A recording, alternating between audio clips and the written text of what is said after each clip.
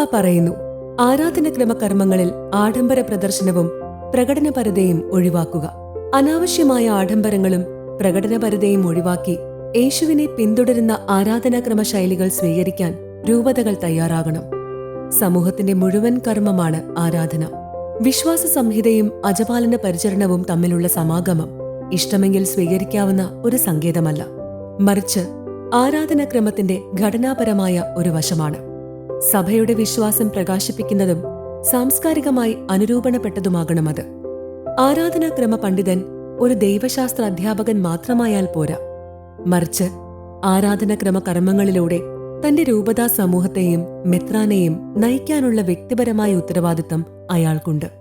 രൂപതാതല ദൗത്യങ്ങൾ നിർവഹിക്കുമ്പോൾ സ്വന്തം പ്രാർത്ഥനാ ജീവിതത്തെ ആരാധനാക്രമ വിദഗ്ധർ അവഗണിക്കരുത്.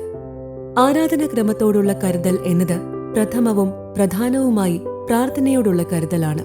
എല്ലാ ആരാധനാക്രമ വിദഗ്ധരും ദൈവജനത്തെ ഹൃദയത്തിൽ സംവഹിക്കണം. ജ്ഞാനത്തോടും സ്നേഹത്തോടും കൂടെ ആരാധനയിൽ ദൈവജനത്തെ അനുധാവനം ചെയ്യണം.